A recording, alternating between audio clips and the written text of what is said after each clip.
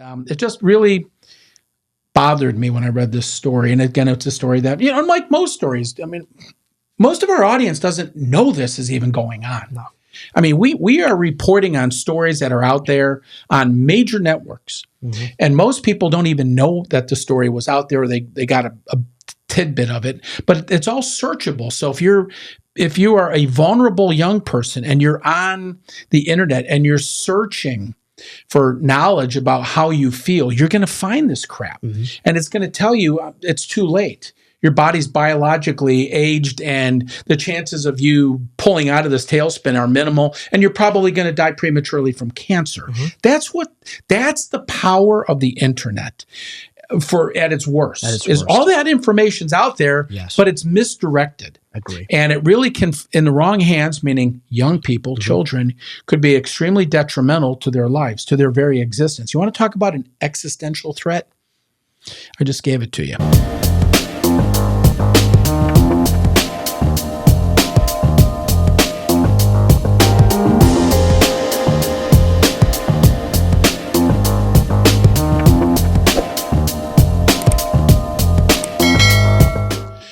Welcome back to Safety Matters on the Safety World News channel. It's Russ, Kendzior, joined by my co-host, Sean Joseph. What's going on, everyone? How are you doing today? I'm doing well. We're matching. We got his and his shirts on. That's right. We've got a big show today, one that you're going to find very interesting. It's one that we kind of sort of talk a lot about, and that's public safety, health. We've covered a lot of stories involving headlines that are sensationalized about, eating a certain vegetable and you will not get cancer. Don't eat this because you will get cancer. And one of the things that we've been talking about directly as well as indirectly, you and I, over the past several episodes is really the effect that this has taken on young people. Levels of depression are at an all-time high, anxiety, just this kind of doomsday view that many people have. I can't tell you how often I'll hear the phrase, and this comes out of politicians' mouths all the time, is the phrase existential threat. Oh, yeah. You notice that everything is an existential threat. Yes. I mean, everything. Mm-hmm. Existential threat is meaning we're going to go extinct. Yeah. And I don't think many young people, unfortunately, have the ability to really rationalize what that means. But most things in life are not existential threats, but there are some that are. And one of them is kind of the end of young people being able to be optimistic.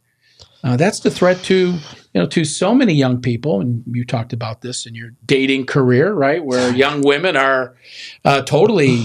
Well, you said it, right? Yeah, I mean, angry, worried, fearful, anxiety, depression, right? Absolutely. There have been sentiments shared with me where, unfortunately, they're not as optimistic about the dating pool. Maybe some aspects about, how males are growing up in this country. Just a whole lot of factors tying into some pessimism. But I gotta ask you, because you're significantly younger than I and you're dating. It just seems like so many young people in general are just so freaked out, so depressed, a lot of anxiety, a lot of fear. Mm-hmm. This kind of the world's going to come to an end.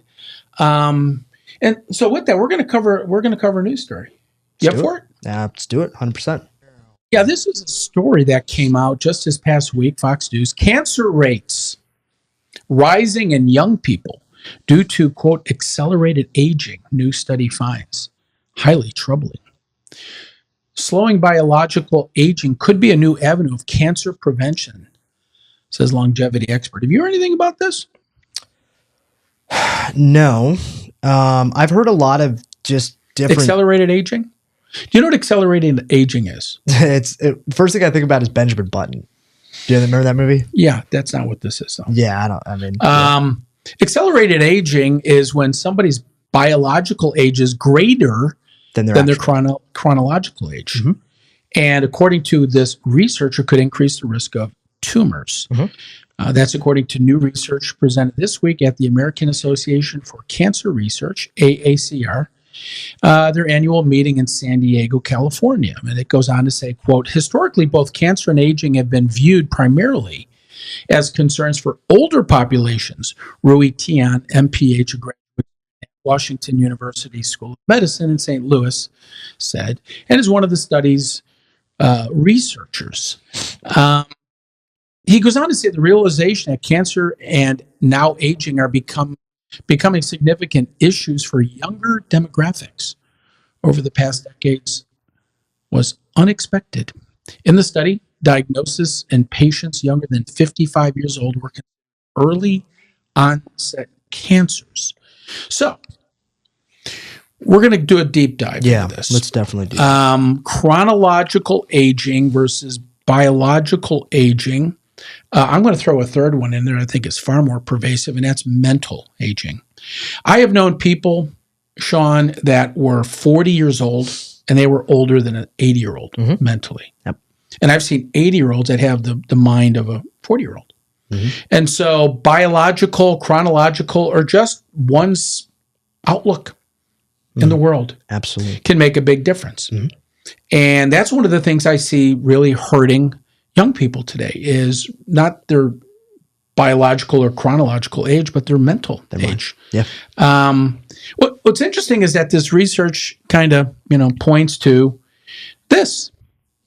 There you go, Sean. Have you dated her? She and I have not been on a date yet. Well, the new study found that those with a higher biological age had a 42% increased risk of early onset lung cancer, were 22% more prone to early onset gastrointestinal cancer, and had a 36% higher risk for early onset uterine cancer. That's, of course, for women. And so the study basically says younger people are aging at a rate chronologically and biologically at a rate that is far faster than in the past, and because of that, they're getting cancers more frequently. Does that make sense to you? In some ways, yeah, it actually does. And I would say there's a lot of reasons, but I would say the root factor is today in 2024, the current teen, 20-year-old, 30-year-old, and 40-year-old is bombarded with more information that the human brain was could ever possibly handle. And this is the first time in our world's being that we're actually dealing with this at the onset, meaning it's been introduced maybe in the last 5 to 10 years. And our brains, which is how we process the world and everything, is learning how to deal with it. So, well, I don't know. Are we dealing with it? This research pointed out some interesting, and I think debatable, points. They researched over 148,724 people using the UK biomark database. They estimated each person's biological age using 9 biomarkers in the blood, then compared that to their chronological age. Those with a higher biological age had a 42% increase in early onset lung cancer. We saw these statistics a moment ago, 22% more prone to early onset gastrointestinal cancer, and had a 36% higher risk for early onset uterine cancer. The researchers also determined that people born after 1965 were 17% more likely to experience accelerated aging than those born in earlier decades. Now, I want to point out one point here. Note what's underlined. This was a story within a story. So within this story was a story entitled Tragic Cancer Loss Inspires New York Tech Entrepreneur to Address Urgent Medical Need. The minute I see stuff like that, Sean, yeah. So we're doing a story about a story, and it's all about cancer. And the people who are most at risk are, what they're saying are young people, younger people whose bodies are aging prematurely and getting higher rates of cancer. That's who's being affected by all this. And my view is that the reason, if in fact that's true, I don't know, 9 biomarkers. How many biomarkers does a human body have? They sampled 9. There might be 900. But let's go with it. Okay. Young people, younger people, are aging faster and they're getting sicker, significantly sicker. We're talking cancer. We're not talking depression. We're not talking anxiety. We're talking cancer. And so what's causing these people to age so prematurely? And my response, our society is doing this. News stories like this are doing it. Every freaking day, there's another news story about the sky is falling, another existential threat, right? The world's going to come to an end, and it's freaking young people out, specifically young women, to the point where they're just a one big nervous wreck. Would you agree? I think there's absolutely truth to what you said. I think the news is ultimately responsible for creating tons of panic.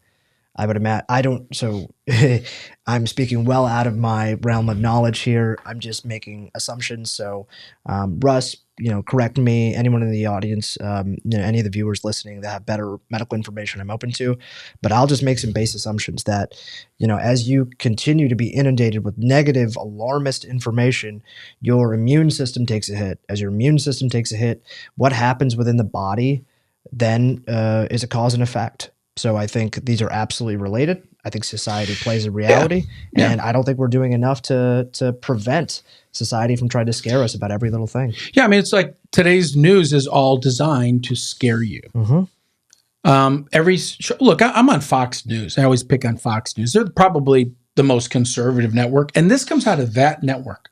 Imagine if we did CNN, MSNBC, CNBC. I mean, this is Fox News. So the sky is falling.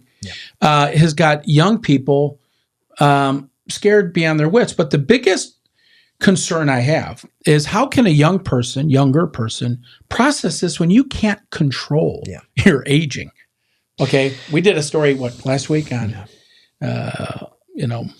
food, ultra processed food. You can control what you eat, but you can't control how you age. And so you're just scaring people for the sake that they're just alive. It's as if they're waiting for that one pain to pop up tomorrow, and they're going to automatically think, oh, it must be a premature cancer because I'm aging faster than I should. And what it is, Sean, is a whole lot of BS. I mean, this study went on. Dr. Brett Osborne, Florida neurologist and longevity expert. Sean, what is a longevity expert? It's a great question. I don't think it has a formal definition, but I would guess a longevity expert is someone that gives a perspective on how to live longer. I saw a picture of him. He doesn't look like he's going to live forever. There you go. He looks like he's probably going to live as long as, any average person would live. So I'm not certain what a longevity expert is, but he's one. And so Dr. Osborne stated that, and he oftentimes discusses the concept of accelerated aging with his patients. So I guess he's good at scaring the hell out of them. Quote, just because a person is 40 years old chronologically does not mean that they are 40 years old biochemically. Osborne, who was not involved in the research, told Fox News Digital. Quote, in other words, there may be a difference in one's age, meaning how long they've stood on this earth, and the body's inner biochemical health, or lack thereof. Sean, you got to read it. Obesity. There we go. You know that. Obesity plays a big part in accelerated aging, according to Osborne. Obesity rates are on the rise, and this is a primary risk factor for aging and age-related diseases. Have you ever noticed that everything comes back to the same point over and over and over and over? Obesity, food, anxiety, depression. Right? I mean, it's always the same frickin' news story. Benjamin Franklin, who was obese, lived to like 85, and that was in the 1780s, 90s. They didn't seem to mind obesity back then, and I'm not a cheerleader for obesity, but what I'm saying is, when you start to scare people, and you blame everything on these same three issues, food, diet, genetics. Let's throw genetics, things you can't really even control. Let's say genetics. I can't control my genetics. No. Do I want to know that, that my genetics indicate that there's a higher propensity of, stomach cancer in my family? Well, maybe not. I mean, Not everyone died of stomach cancer in my family. In fact, not anybody. But it does a really good job of scaring the hell out of people. Have you noticed that? It does. And so let's get on this obesity thing. It says as obesity rates rise for a variety of reasons, it should come as no surprise that rates of aging are to accelerate along with the rates of diseases such as cancer. Osborne said, I'm going to read this again because this is blatantly untrue. Okay? As obesity rates rise for a variety of reasons, it should come as no surprise that rates of aging are going to accelerate along with the rates of diseases such as cancer. Now, the reason I say that's bullshit is there's no correlation. There might be causation, but what's the correlation, the scientific evidence that talks about accelerated aging and cancer? Where's that research? Is it saying accelerated aging and cancer, or obesity is connected? Well, yeah, I'm sorry. Obesity is accelerating aging, which brings upon the rate of disease such as cancer. So, yes, you are correct.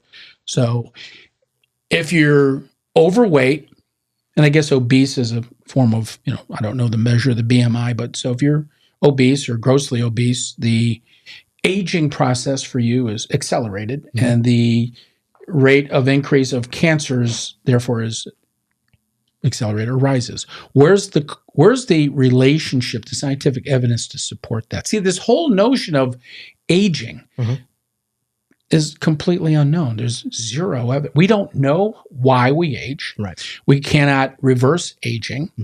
I don't think you can accelerate it either. I think your body ages at whatever rate it ages at. Biochemically speaking, it does what it can do.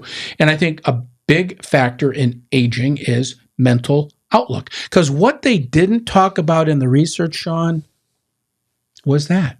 They never talked about these people maybe were depressed, maybe had very negative outlooks of the world. And so I don't care about your weight. If you've got a sour, depressed, view of the world, yeah, that alone is going to, as you mentioned, reduce your immune system. You're more likely to be susceptible to disease, including cancers. But attitude, the mind, your outlook of the world, your approach to the world, that plays a significant role. But again, we see another researcher. By the way, he goes on. More simply put, as we reach a given biological age faster, age-related diseases will pop up earlier. Okay, now that is a total crock of shit. That's not true. Where the hell is this guy? Where did he get his medical degree from? Just read the line. You can't overstate it. And because he says, simply put, as we reach a given biological age faster. So that means if you're going from 22 to 25, that these diseases pop up early. He's not saying when you go to 60 to age 80. Right. He says when we reach this biological age faster, age-related diseases pop up earlier. Our nation's health, let alone Britain's, is imperiled. And unless radical measures are taken, this trend will likely worsen before it gets better, he warned. And here's the best one, Sean. Actually, it's the worst one. The younger population will be stricken with lethal diseases at an earlier age. Shame on this guy, man. This frickin' dude, that line right there, that did it for me. Because what he's doing is nothing other than putting out a scare tactic. And you wonder why young people are just living in total fear. Because researchers like this who make up bullshit, it's bullshit. I ain't buying any of this crap, okay? But when he said, and I'll let the viewers read it again, the younger population will be stricken with lethal diseases at an early age. All right, he's talking about you, Sean. What do you think of that comment? You like that? I don't. I think it's a really strong statement you're making that isn't sufficiently proven. Now, I want to be clear. I think there are certain things mentioned in that paragraph that I don't think we should ignore as a society. It's verified. We have an obesity problem in the US, and it doesn't take a rocket scientist to know that obesity leads to a number of complications. And you don't even need to pick up a book, go to a doctor. Anyone that has been heavier in their life, has experienced that, knows it's easier to make food choices, right? When you're already living a certain life pattern, as well as the most notable one, if you're obese, it's literally harder to exercise. Okay, but he was not talking about food choices. He's talking about, and I'm just going to spell it out. You're a young person. You're inundated with bad news 24/7. Right. Right. Mm-hmm. You know, climate change. Just going down the list. Mm-hmm. You're bombarded with social media posts talking about existential threats everywhere. Right. It has nothing to do with diet. Mm-hmm. And so the world's coming to an end. Your body is getting prematurely older. And because you're getting prematurely older, your chances of contracting a serious disease like cancer is skyrocketing. Mm-hmm. Well, guess what goes along with the depression issue? Yeah. Obesity. Sure. Okay. A lot of young people that might be overweight are because they're freaking depressed. And you know what's depressing them? People like this. But it's this endless loop. He's going to jump in and say, well, the reason your premature aging is your obesity. Mm-hmm. Well, I'm saying it's the other way around. Maybe the reason for your obesity is your depression, your anxiety, your view of the world, all the things that are going on in your life. I agree. That's what's driving this, and that leads to premature aging. Mm-hmm. But the end result is always doom and gloom. It's the end of the world, right? It's the end of time. So there's an acronym that I heard in my early 30s that I want to share with the group, because I think you're right, Russ. I think there are things that lead to problems in life, and there are also things in your control and out of your control. And I think it all starts with what you've chosen to add to, which I'm very thankful for, because it's something we can control even when it seems very challenging. And that's our mind. And what goes into our mind? Thoughts. The acronym that I heard is called BARF. Beliefs, actions. Wait. It's called what? It's BARF, B-A-R-F. Belief, actions, results, feedback. But said another way, your thoughts create your beliefs, and then your beliefs then create your actions. There you go. That's the basic algorithm for your existence. Okay, well, I like that. Let's go with that. So let's start with the beginning. If you have a good outlook on life, you have a balanced life, you're a faith-based person, you have a certain outlook that you were created for a purpose. There's a reason why you're here. And you generally have a positive view of the world. Mm-hmm. That doesn't make big companies a lot of money. See, they want to get you buried with drugs, right? Because you're depressed. We need to get you on an antidepressant. You know, the majority of women in the United States, I just read this the other day, forgot the statistic, but the majority of adult women in the United States are on antidepressants. Did you know that? I did not know the majority. I did not know that. Yeah. Well, and it's not because they're prematurely aging. It's not because they're depressed or they're obese. The obesity is a consequence of where they are as far as mentally. So you have people that have a struggle in life, and it's a horrible, horrible disease in and of itself, depression. All these consequences that come from that. And so we have Dr. Osborne now going to explain it away by saying, based on 9 biomarkers, many people are aging prematurely, and because of that, they're getting cancers earlier. Only to do what, Sean? Only to keep the cycle of depression going, anxiety going, because so many people now that read this will say, well, there's nothing I could do. I'm destined for cancer at age 30 because my biomarkers indicate such. I just think it's really a terrible message to send. And again, this is the kind of crap that makes the news all the time. Look, we can do this show every day. Yeah. There's always a news story every day by some outlet just like this. Oh, yeah. Some researcher says doom and gloom is right around the corner. We saw this with global warming. The oceans are going to rise. The polar bears are going to die. I mean, on and on and on. And it's not to say that we shouldn't be better custodians of our planet. Of course we should. Mm-hmm. But it's also, not the end of the world. Mm-hmm. And so it takes a certain balance. It takes a certain understanding of the world around you. And sadly, most young people, no disrespect, they don't have the experience to know any differently. Mm-hmm. So they read this, they read it on social media or wherever, and they believe it, only to lead them into this kind of downward spiral. The other thing that comes from that, Sean, is drug abuse. Oh, yeah. right? It's just to me immoral that this kind of science gets put out there in these little sound bites, when in fact the big story that really is behind it is actually generated by the media. The media's generation of this nonsense, this depression, 24/7, is, in my view, the primary cause for a lot of young people's just absolutely abhorrent view of the world and people in general. Absolutely. And it's just really unfortunate because you're right, Russ. The news knows how they can get people, and then they go deeper and deeper into playing into people's fears. And unfortunately, that's a never-ending formula that works. There's a joke that CNN is called the Crisis News Network. But on the other side of it, you'd be amazed if you pick up a good book, a good, credible book that goes deep into research that outlines actually how good things really are. Well, you remember Dr. Fauci? You all attack people with fear. Oh, yeah.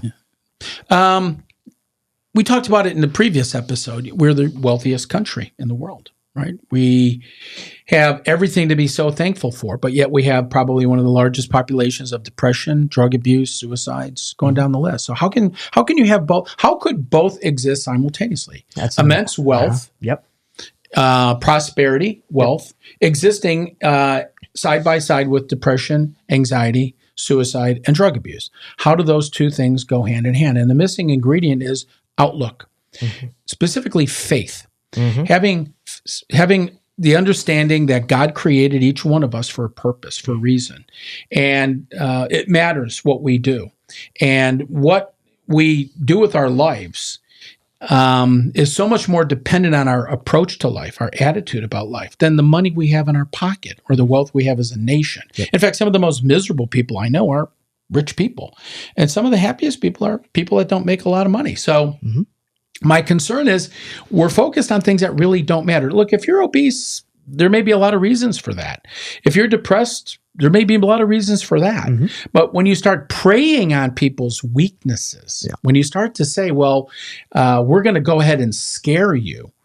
I mean, come on, Sean, what's every woman's that I've ever met will say to you? They'll all say, I'm overweight, right? Look at me, I'm overweight. I mean, there are women that have anorexia that'll say they see themselves as fat. And so self-image. Well, even self-image. My friends that are female have gone into the pressure that they feel sometimes that's perpetuated by media and every show that portrays women as having to be like this. And I think these are the things that, hey, maybe you can't directly pinpoint this led to culture sentiment Y, but when you just start seeing every single day you're on social media and people aren't actually how they look, but they're appearing to you on your phone, you get a distorted reality. Sure. And once that gets distorted, as we talked about, your thoughts, beliefs, etc. So we have to figure out a way, and very thankful for this entire segment, Russ, in this discussion, because figuring out reality and the truth is a big key to realizing that a lot of things you don't really need to worry about. Another thing you mentioned, Russ, which I think is fantastic and has been, a debatable topic for a while, but it's how this country was founded, is faith, the religious freedom, right? We live in a society now where that's become a little bit more taboo to talk about. But the reality is this: whether you're someone who aims to have God be in full control of every aspect of your life, or you're more on the veer of the side of you like to, your personal comfort is controlling as many variables. The reality is this: there are things you can control and there are things that you cannot. Amen. I mean, there's more things we can't control, but you know what? God's in control. And if you give yourself up to that, if you kind of surrender to that message, it's amazing how life gets a lot easier. And I'm speaking as a soon-to-be 64-year-old guy who feels and actually looks about 40. That's pretty darn good. Absolutely. Yeah. But when you surrender that and you stop being tethered or chained to story after story, research after research, and I say research because a lot of this is just bullshit. That's all condescending, negative stuff. I mean, where's the good research? Where's the positive research? It's always negative. Mm-hmm. It's always, if you do this, you're going to have this negative effect. Cancer. What you want to really scare people? Tell them you're going to get cancer prematurely. Oh yeah, yeah. And you know what, Doc? Where's your evidence? Where's the longevity doctor's evidence of that? It just strikes me as just a junk pseudoscience. This is just BS. Absolutely. But you know what? I understand everybody wants to make a buck, and so be it. It's America. But at what expense? Mm-hmm. And we have so many young people.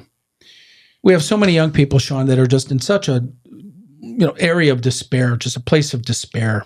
They're lost. They're looking for truth. They're trying to figure their life out. It's very complex, very, very complex world today. You pile on financial debt from student loans. You pile on, all the aspects of our society which are so taxing on young people, and their lack of experience, their lack of a worldview. Just leads to additional despair and all the consequences that kind of come with that. Drug use, obesity, anxiety. We can just go down the whole list. And so my view to the audience is just read this stuff as with a questioning viewpoint. Absolutely. Be cynical.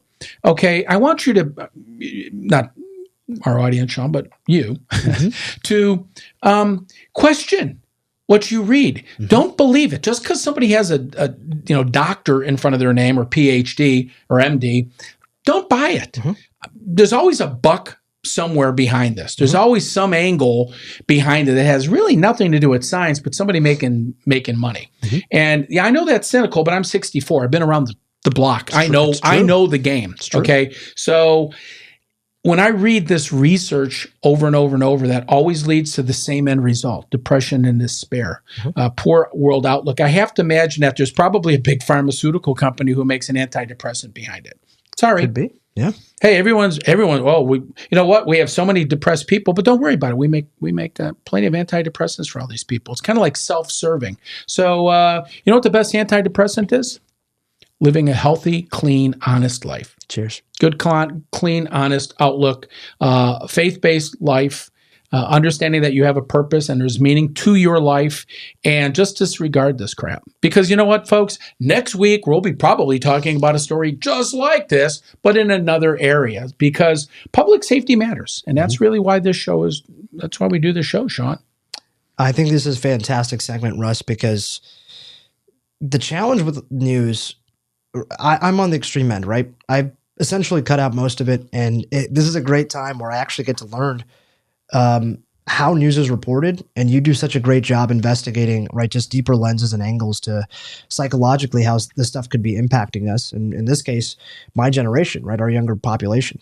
I love your notion of question things, because the second that you turn your curiosity off, that's when untrue, unhelpful information to you and the person you want to be in the life that you want to live can become really clouded.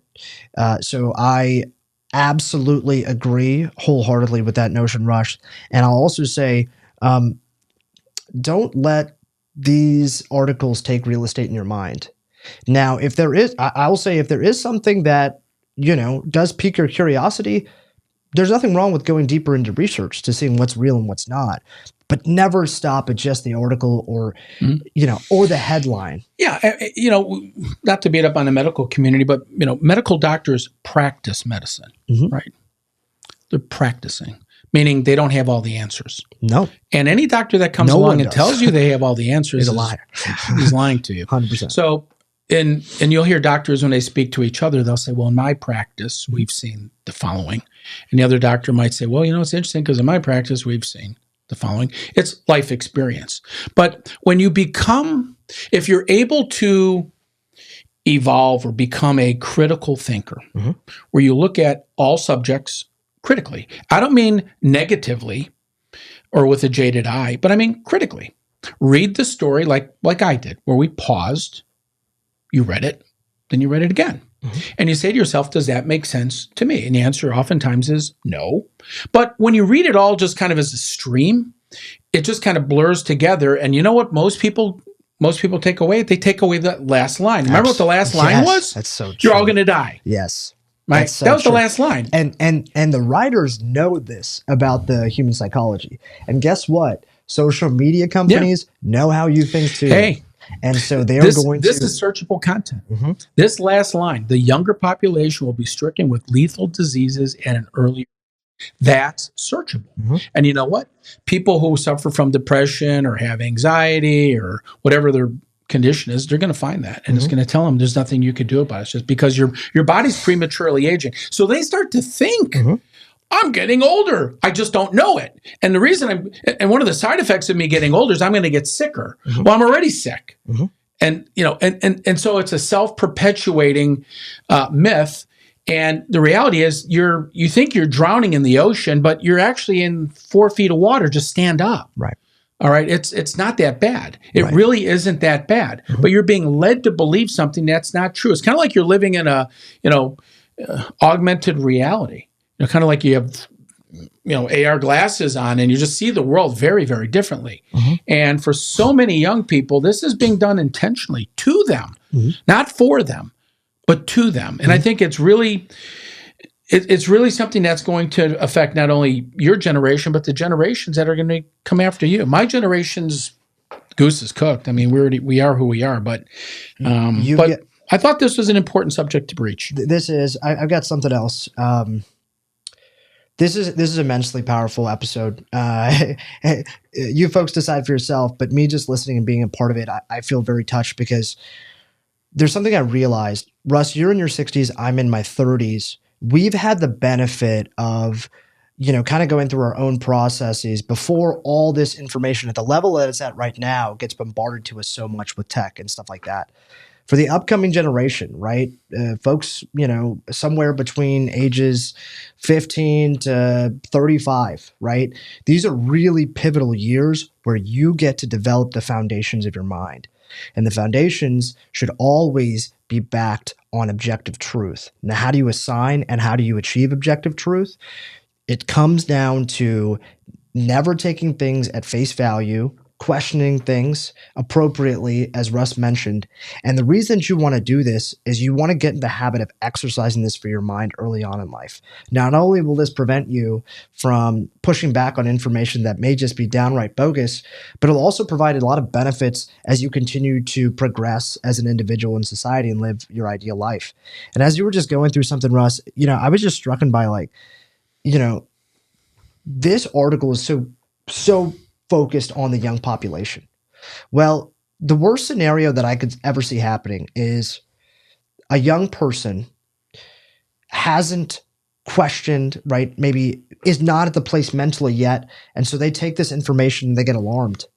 And over a certain point, it just becomes too overwhelming. Yeah. And God forbid someone takes their life. I never told anybody, I never told you this story, but I think it's timely. But when I was a young man, I was probably 10 to 12.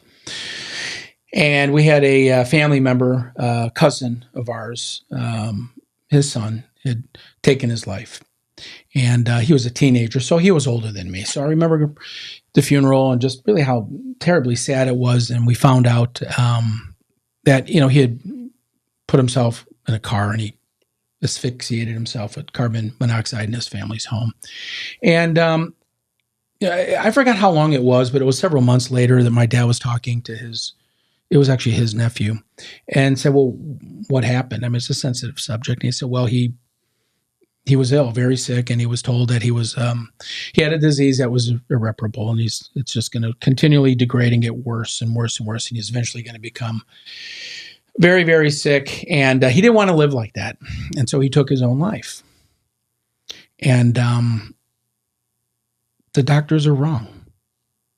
He was misdiagnosed. He didn't have that at all. The autopsy revealed a completely different, very curable medical condition that he had. So the doctors practicing advice basically gave him a death warrant that he relied upon that information, made a decision that he would rather, take his life than live that way, when in fact the fact was the doctors were wrong.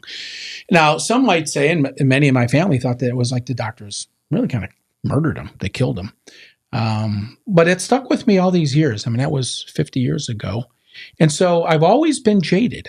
Ever since that age, ever since that young age, and listening to my family's discussion on the subject, I've always just questioned since that point, because this young man took his life thinking he had an irreversible medical condition when the doctor was wrong, and what really he had was extremely curable, but he didn't have the ability to rationalize. And you don't just go to your mom and dad and say, I'm thinking about killing myself, committing suicide, but he did. And it did so much pain. But it all stemmed from what his information sources were. Yeah. And speeding up to where we are today with social media, our information sources are everybody in the world that has an opinion.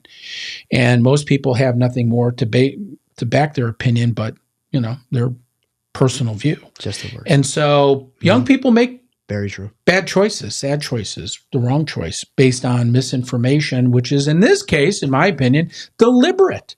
It's all about bringing people down. There's two choices, Sean, as we get out of this episode. You can watch the mainstream media, corporate media, get a lot of misinformation, misdirection, a lot of depression, very, sad. And, it doesn't build for a strong, successful life where you can spend your time spiritually, whether it be reading, the Bible, or just being alone with God, spending time alone and doing some soul searching to bring you peace, because that's really what all people want in life. They want peace. They want to have a peaceful life. They want to be at peace.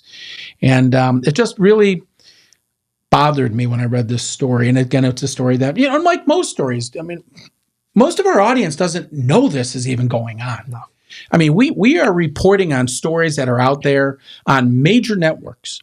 And most people don't even know that the story was out there, or they got a tidbit of it, but it's all searchable. So if you are a vulnerable young person and you're on the internet and you're searching for knowledge about how you feel, you're going to find this crap. And it's going to tell you it's too late. Your body's biologically aged, and the chances of you pulling out of this tailspin are minimal, and you're probably going to die prematurely from cancer. That's the power of the internet at its worst. All that information's out there, but it's misdirected. Agree. And it really can, in the wrong hands, meaning young people, children, could be extremely detrimental to their lives, to their very existence. You want to talk about an existential threat? I just gave it to you. Absolutely. Agree. Anyhow, thanks for cheering me up again, Sean. Hey, let's push back. Let's look back and let's figure out. I mean, truly, Russ, I'm just having this moment thought right now. Like, I've always appreciated in doing the show. I always felt like it had meaning. But as we continue to grow and evolve, like just, as a unit, as a company, is what we're doing here, helping. I mean, I've learned how to be more mentally tough in my own thinking and pushing back. But yeah, push back, question, strengthen your mind, and be able to create and be able to live a life that's, one in which there's tremendous possibilities, because that's the truth. Amen. My advice to our audience, especially young people, is whatever you see in social media or mainstream media, question. Don't believe it. Read it a few times. Let it sink in if you want to even read that far. But don't believe what you read, because there's a pretty good chance it's just bullshit. And it's designed to bring you down. It's designed to control you. It's designed to manipulate you. It's designed to affect your life in a way, whether it be politically, economically, whatever it is. And I'm not talking a conspiracy theory. It's a fact. I mean, it's all about making money and controlling people's lives. And we talked about that last week with the fast food, the ultra processed food. Let people live their lives. Let people be who they are. But right now, we got a whole generation that's in real despair, and it bothers me. Being a baby boomer, this isn't right. And I just call upon other men and women my age to get involved. Get out there, become engaged, because we have an entire generation of young people that are in real trouble. And it's not the kind of thing that you just say, oh, they'll grow out of it. Many of them won't make it to adulthood. if this continues to grow. Let me ask you this, right? I think this is really important. Let's say there's parents out there who maybe suspect that their child is just getting bombarded or getting anxious for whatever reasons. But let's say, maybe this type of stuff has a role in it. What are things that they can do to reshift, redirect them, get them on a positive way? There's a lot of things to be done, but the best thing to do is just unplug. When everything's going wrong, just stop. Just stop. When you're getting inundated with information, you got to slow it down. Slow this. I mean, you're drinking, out of a fire hose. Mm-hmm. It's just too much content. So step one is unplug, slow down. It's hard. I get it. It's kind of like exercising. You want to get in a good shape. You start slowly and you build yourself up. Well, you got to do it in reverse. You have to decelerate. You have to slow down your mind. You have to slow down your intake. You have to, kind of slow down your consumption of garbage, misinformation. It works for health, right? Stop eating so much. Don't eat a lot of junk. It's amazing how when you just decelerate and you slow down, things just kind of get better on their own. So leading a simpler life always pays dividends. As life becomes more and more complex, it becomes more and more difficult, and people become more and more distraught and separated.